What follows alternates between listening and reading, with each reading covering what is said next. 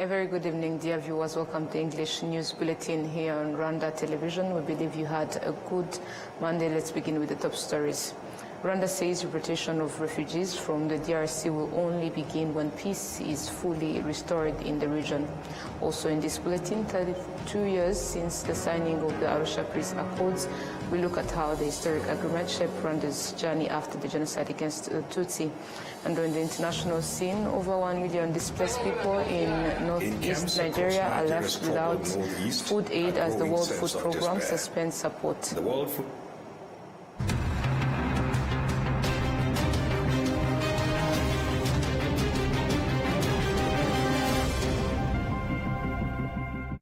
My name is Olivnet, and it's always a great privilege to have you on board. Now let's kick off today's edition. The Minister of Foreign Affairs and International Cooperation, Ambassador Olivier Nduhungirehe, explained to the Senate plenary session that the plan to repatriate refugees as outlined in the peace agreement between Rwanda and the DRC will only be implemented once there is confidence that peace has been restored in that country.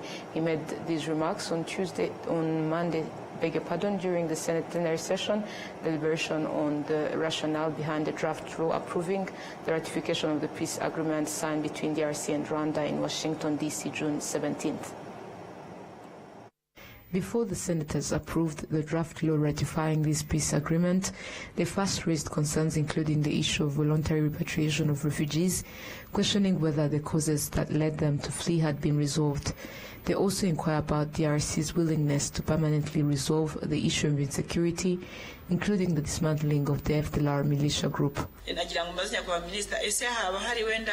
I would like to ask whether there is a written statement, even if it's not officially part of the agreement, that outlines in detail the steps that will be taken to enable the repatriation of refugees. Telling a refugee to return home is one thing, but as you rightly emphasized, creating a clear and sustainable pathway for their peaceful reintegration is another.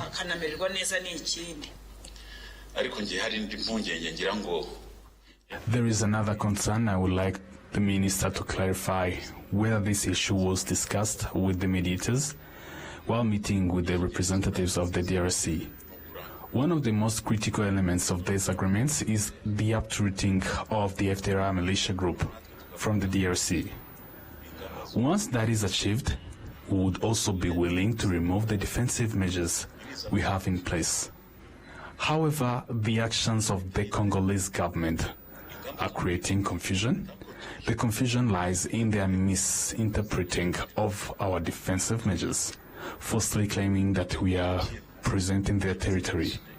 Just a few days ago, in Geneva, Kamele repeated this claim, and such statements risk undermining the implementation of the agreements. The Minister of Foreign Affairs and International Cooperation, Ambassador Olivier Nduhungirehe, stated that the primary aim of this peace agreement is to restore peace, especially through the complete dismantling of the FDLR.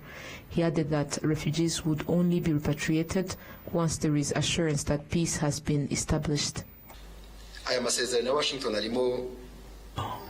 The Washington Peace Agreements covers several components, including both security and political aspects. On the security side, it includes the dismantling of the FDLR, a group that continues to destabilize eastern DRC and has significantly contributed to the ongoing refugee crisis, particularly affecting Congolese Tutsi, who are often subjected to discrimination and abuse.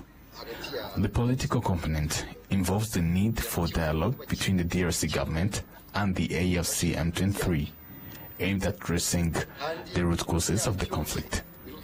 These include the very reasons that force people to flee.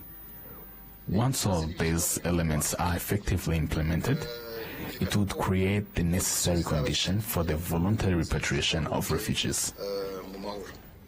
Ambassador Nduhungirehe also pointed out that while signing the agreement gives hope, no real outcome should be expected if the Democratic Republic of Congo lacks willingness to implement its contents. Rwanda is optimistic, cautiously optimistic, which means we have hope, but also concerns for several reasons. The first is that this is not the first time such agreements have been signed. He went on highlighting that over the past 25 years, more than 10 agreements have been signed between the two sides, but they were never implemented due to the DRC's inconsistency and failure to uphold what it had committed to. The third reason is that they constantly change their statements based on public opinion, which makes us somewhat doubtful that they will fully implement the agreement they have committed to. The senators approved the draft law ratifying the peace agreement signed between the Democratic Republic of Congo and Rwanda. All 26 senators that were present at the plenary session voted in favor, none voted against, abstained, or cast a null vote. Moving ahead, political analysts say the Arusha Peace Accord signed in 1993 between the Rwandan Patriotic Front and the then government of Rwanda served as a cornerstone in rebuilding and developing the country over the past 31 years on this date. The 4th of August, exactly 32 years have passed since those peace accords were signed in Arusha, Tanzania. These accords were expected to provide solutions to the challenges faced by Rwandans due to the bad governance dating back to 1959. Faustin Musare, who was part of the RPF Inkotanyi delegation and spent a whole year in Arusha participating in the peace negotiations, said that the behavior of the government representatives during the talks indicated that the regime was not ready to implement the peace agreement. One of the articles in the Arusha Accords that was not welcomed by the former ruling MRND party was power sharing. Extremists in that party, led by Colonel Tonest Bagosora, were strongly opposed to the idea. This led to targeting of those who were not aligned with the regime, including Boniface Nkurunziza, who was then the Minister of Foreign Affairs. Although the RPF Inkotanyi was committed to implementing the terms of the Arusha Accords, including sending its politicians to Kigali, the former government reportedly was not pleased with the process. Even though the Arusha Peace Accords were not fully implemented due to the 1994 genocide against the Tutsi, which was planned and executed by the regime at the time, political veteran Ambassador Joseph Nsengimana says the principles outlined in the Arusha Accords played a key role in helping the RPF Inkotanyi rebuild and develop the country over the past 31 years. Some of the core elements in the Arusha Peace Accords that the RPF Inkotanyi prioritized after stopping the genocide included merging of armed forces, repatriation of refugees, power sharing, promoting national unity among Rwandans, and more. Now, moving ahead, the Senate plenary session has passed a resolution to summon the Prime Minister to provide a verbal explanation regarding the measures in place to help citizens access environmentally friendly cooking energy. This initiative aligns with the country's vision of promoting an environmentally sustainable economy. This resolution was adopted following the presentation of an oversight report conducted by the Senate's Committee on Economic Development and Finance. The report evaluated ongoing efforts aimed at helping citizens access clean cooking energy.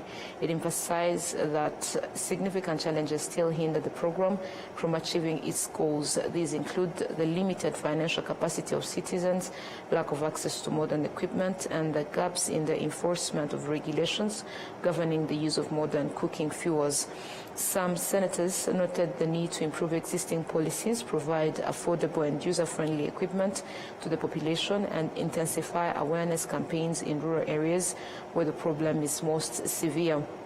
The plenary session emphasized that the issue of environmentally harmful cooking energy is alarming, as it does not only damage the environment but also harms human health. In addition to the report highlighting the cooking energy issue in Rwanda, the 7th Integrated Household Living Conditions Survey also revealed that 93.8% of households use firewood and charcoal. This leads to deforestation, including the harvesting of trees that are not yet mature. Moving ahead, the Senate plenary session has passed a resolution requesting the government to improve the reintegration process of individuals who have completed sentences for crimes related to the 1994 genocide against the Tutsi.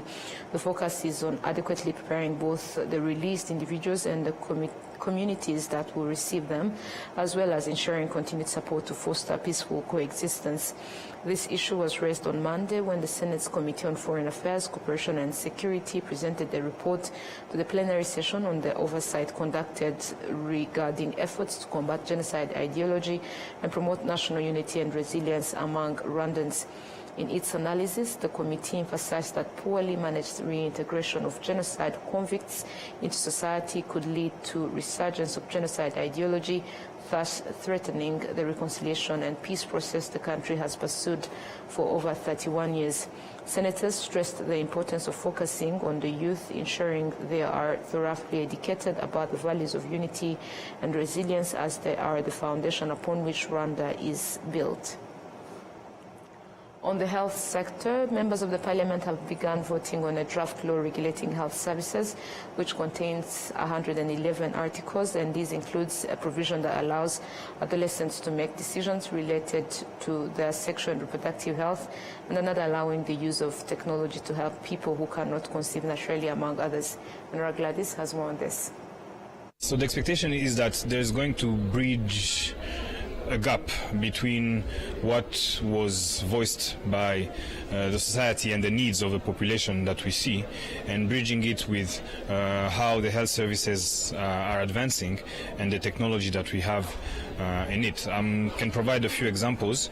We have an increasing number of the population that might not be able to conceive or to carry on pregnancy normally. Yet you have services that can support that, including surrogacy and others. So we're going to provide those under this law and are ready to roll it out. Number two, there's a certain portion of our population that required certain services that they were not allowed to access by existing laws. What we are doing here is that we are going to be able to provide those services to a certain portion of the population, in which we are seeing actually a lot of issues, because the lack of access to those services was causing a lot of health and social risk to the teenagers.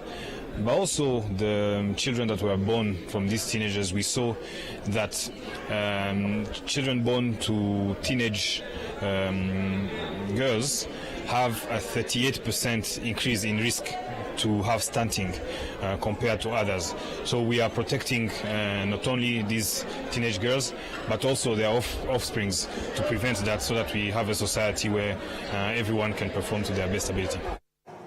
Moving ahead, 81 military officers who completed studies in general medicine and surgery and social and military science were urged to build on this academic foundation to drive positive change for both the country and the region, especially in addressing various emerging threats, including cyber attacks that pose global challenges today. Adam Skizera has more on this. I will show due confidentiality. The graduates completed bachelor's degree programs. 20 officers holding the rank of lieutenant specialized in general medicine, while 61 with the rank of second lieutenant studied social and military science. Both the graduates and their parents expressed strong confidence that the knowledge gained will empower them to contribute meaningfully to the country's development. Since 2015, the Rwanda Military Academy in Gako has partnered with the University of Rwanda to offer academic programs in social and military science, general medicine, and mechanical engineering. The commandant of the Rwanda Military Academy, Brigadier General Franco Rutagengwa, emphasized that this partnership equips the military with officers capable of tackling a wide range of challenges. The partnership we have forged goes beyond institutional cooperation. It represents a strategic alignment of our commitment to developing well-educated, professionally competent military officers who can serve our nation with distinction. Through this collaboration, we have successfully integrated academic programs with rigorous professional military training, creating a unique education experience that prepares our graduates for the complex challenges of modern military service. This was also reiterated by the Vice Chancellor of the University of Rwanda, Professor Didas Kayihura Muganga, who stated that these programs empower the graduates to address challenges in the health sector and to strengthen civil-military relations. This training has prepared you not only for the ordinary clinical services, but also for the unique challenges encountered in military medicine, where split-second decisions can mean the difference between life and death, and where your service extends beyond just individual patients to entire communities and the nation. To you, our graduates in social and military sciences, you have been equipped to understand and address the intricate social dynamics that underpin security and stability. Your knowledge of human behavior, organizational psychology, and social systems position you to build stronger military institutions, to foster better civil and military relations, and to contribute to sustainable peace and stability. The Minister of Defense, Juvenal Marizamunda, urged the graduates to apply what they have learned to bring transformation in their respective fields, especially in responding to global threats such as cyber attacks and climate change. You have exemplified extraordinary resilience, demonstrated intellectual curiosity, and unrelenting pursuit of excellence. These qualities are not merely commendable, they are essential for your military careers. As educated officers, you are now equipped to catalyze transformative change, champion innovation, while upholding the core values of integrity, selfless service, and patriotism. You are entering a dynamic world with emerging threats ranging from cybersecurity and climate-related security risks to regional conflicts and evolving forms of warfare that will test your adaptability and resolve. Yet, I'm confident that the education and the values instilled in you here have prepared you to confront these realities with clarity, conviction, and courage. Military officers have been eligible to pursue academic programs in general medicine, social and military science, with additional faculties now offered, including mathematics, physics, chemistry, law, biology, computer engineering, civil engineering, general nursing, and mechanical engineering. Adam Squizera, reporting for RTV News in Gako, Bugesera District. Still on the education sector, students at the University of Rwanda who are sponsored by the MasterCard Foundation gathered for a 5-day summer camp. The university's Huye campus, they shared that the teachings and experiences from the camp helped them grow with strong values and confidence. As the camp officially opened, bring together students from various University of Rwanda campuses supported by the MasterCard Foundation. Participants were reminded of the importance of making the most of the opportunities they've been given and of sharing what they learn with others who may not have access to such programs. The students noted that the annual camp, through its trainings and various testimonies, equips them with valuable knowledge and leadership values, helping shape them into the kind of future leaders their communities need. Camp, I expect to be more trained about leadership skills, and also in the academic result, it motivates us to work harder, because we see that even the people who are above us are ready to support us.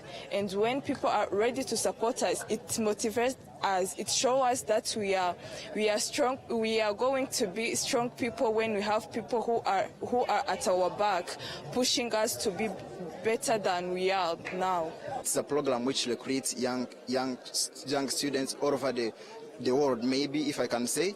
Yeah, because like up to now, it have 10 countries which is working with it. Yes, they recruit economically disadvantaged students, but who are academically excellent.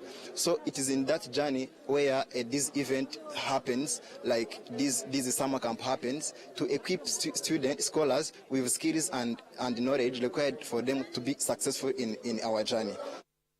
Dr. Raymond Dikumana, Deputy Vice Chancellor for Strategic Planning and Administration at the University of Rwanda, highlighted that the partnership between the University of Rwanda and the MasterCard Foundation is instrumental in preparing students to become strong leaders grounded in positive values. So connected to the idea of building the next generation of leaders and transformative leaders, we have planned to have a summer camp, again organized in the partnership between the University of Rwanda and MasterCard Foundation, to actually remind or go beyond what these students of the University of Rwanda get out of schools. This includes a full understanding of geopolitics, because Rwanda is not an island. It exists in a geopolitics. Connected to that, they will also learn about better communication and also Rwandan values, which we believe are relevant not just for national students but also for international students. And obviously they will also be doing so many different activities related to teamwork, but also to the transition to the world of work, whether the students start their own jobs or the students actually go for employment in many different ways. While the Chief Technical Advisor at the Ministry of Education, Pascal Gatabazi, also commended the MasterCard Foundation's role, he emphasized that bringing students together in such a camp is crucial as it enhances their learning beyond the classroom, instills leadership values, and encourages personal development. He urged students to seize these opportunities to their fullest. We want to commend the effort behind this summer camp. The partner, the MasterCard Foundation, has supported the University of Rwanda to put together the MasterCard scholars, those who benefit the MasterCard Foundation scholarship. This is a very special scholarship that supports vulnerable students coming from families with little to do, but who have done very well in schools. So not only giving them scholarship, but follow them, give them a package of values that accompany them in life and make them believe that they can give back to their communities. So this is a great initiative which we commend, that should be cascaded to other student communities. The MasterCard Foundation supports high-achieving students from low-income backgrounds, and only totaling to 490 beneficiaries, including those from other African countries and students with disabilities. The program runs over 10 years from 2021 to 2031 and aims to support a total of 1,400 students. Of these, 70% are girls and 30% are boys, all selected based on academic merit. To the financial sector, former clients and partners of the BPR Bank, which was previously known as Banque Populaire du Rwanda, the People's Bank of Rwanda, expressed their appreciation for the valuable lessons they gained from, especially in saving and depositing money, which have improved their livelihoods over the past 50 years. The bank's leadership says it remains committed to working with citizens to continue improving their well-being. BPR Bank, originally established as the People's Bank of Rwanda, was founded in 1975 in Nhamba, located in Ruramira sector, Kayonza district. The bank is now celebrating its 50th anniversary of helping citizens save money and access credit for personal development. Residents who began working with the BPR Bank in its early days expressed deep appreciation for the positive impact the bank has had on their lives. From learning the value of saving to gaining access to financial services, they credit the bank with helping them build a more secure and stable future. At the original branch in Nhamba, where the bank was founded, BPR Bank renovated the building and equipped it with 20 saving machine, which is donated to the Ruramira Tailors Cooperatives as part of its 50th anniversary celebration and its ongoing effort to support the community. The BPR Bank CEO Patience Mutesi stated that the bank will continue to support citizens through such initiatives. Our commitment is that we will continue to direct our funding towards agriculture. We've done quite a bit already in the agriculture, the Gabiro Agri-Hub. We will continue to enhance the services in that area as well, working with the cooperatives, working with the farmers, working with the value-adding companies that are looking for working capital financing or equipment financing or construction financing to scale their production. So there's a number of products and services that we have shared this afternoon, and we have branch managers that are, on the ground and working daily to serve the needs of our customers.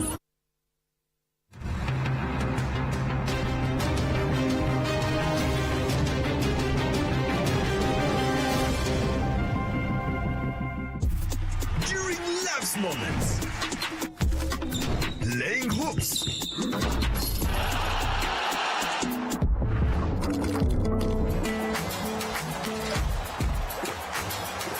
getting away,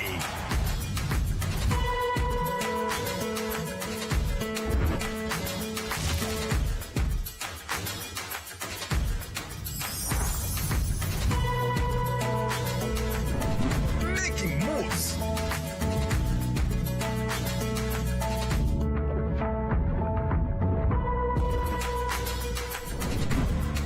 breakfast with family. Inyanje is always there. Whatever the occasion, whatever the moment, always ask for Inyanje. Nyiri muto arababwiraga data bati ntabwo wagira umukamo mwinshi utunze inka imwe, ariko nigeze acika intege. Mama akinjira mu bucuruzi hari abamubwiraga bati ntabwo watera imbere udakorera mu iduka rigezweho, ariko ntibyamusubije inyuma, yakoranaga umwete. Njya muri kaminuza hari abanshidikanyagaho bavuga ko nashobora kaminuza naturuka mu muryango wifashije, ariko byarangiye nanditse amateka mashya. Igihe cyo gutera ishema umuryango wanjye kigeze, bamwe bakomeje kumbwira bati ntabwo watera umuryango wawe ibyishimo n'ishema, ariko narabishoboye. Hari abakekaga ko nasigira umurage ukomeye abankomokaho, ariko ubu mfite uruganda rutunganya amata. Banki ya Kigali yabaye umufatanyabikorwa wanjye mu rugendo rwose, inzozi zanjye ziba impamo. Bigereho.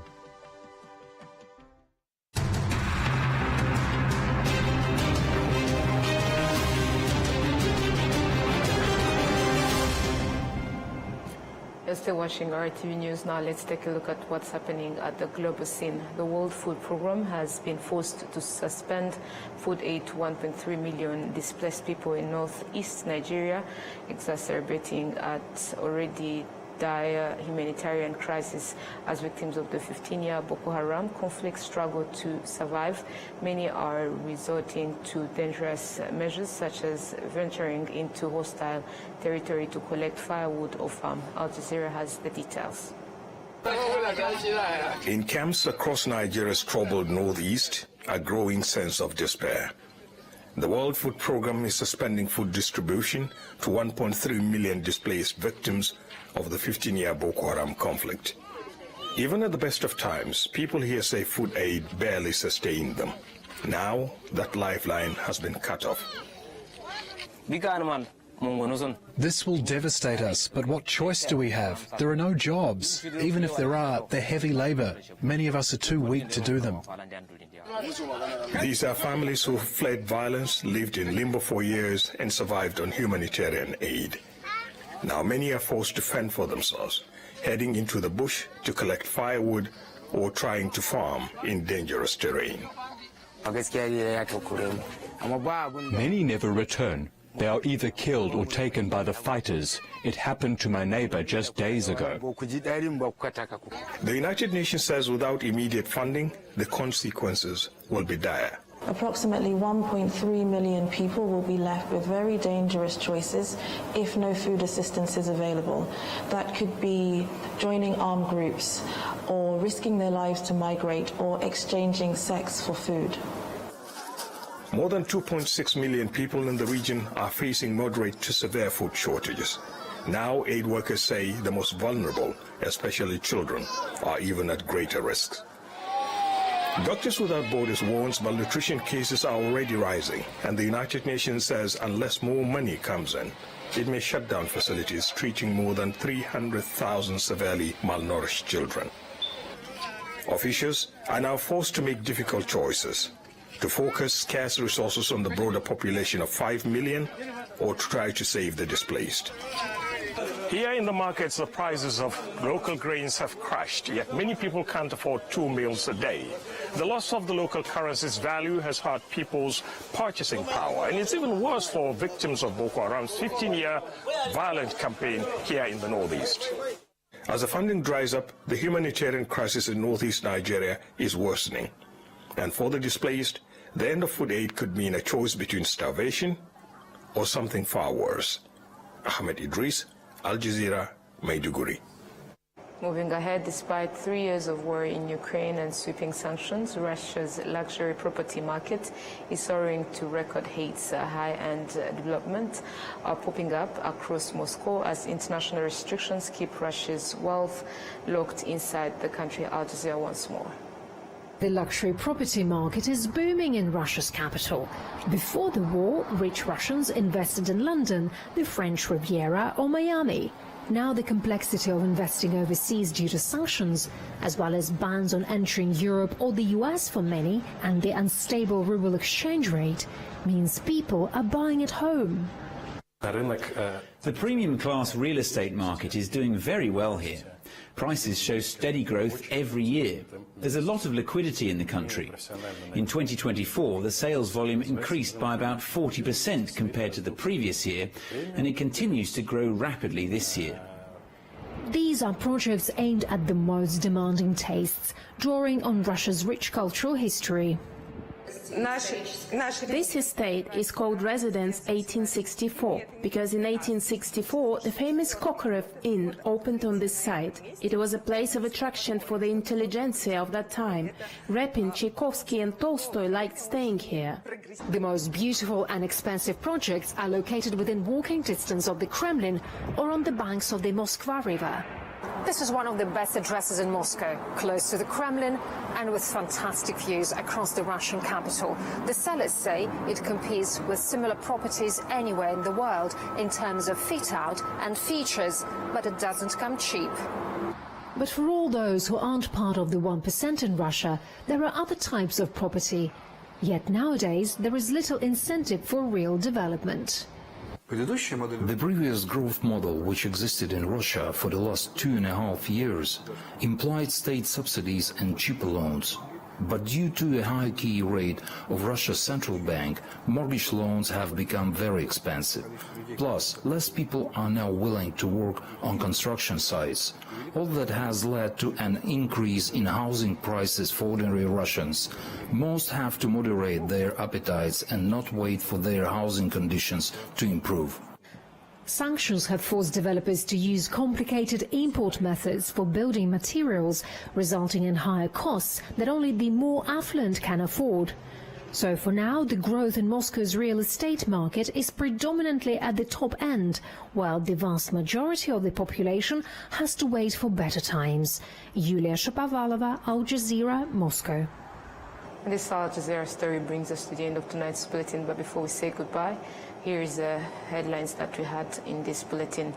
The Minister of Foreign Affairs and International Cooperation explained to the Senate that the plan to repatriate refugees, as outlined in the peace agreement between Rwanda and the DRC, will only be implemented once there is confidence that peace has been restored in that region.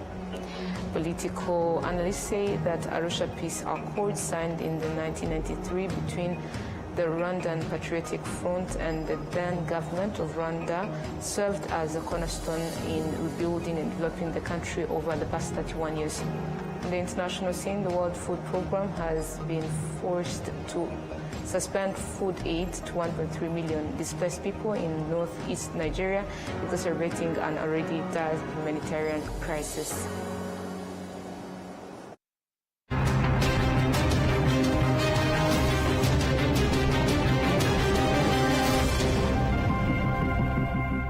Brings us to the end of tonight's bulletin. On behalf of the entire news team, we wish you a productive week ahead. Stay safe. Good night.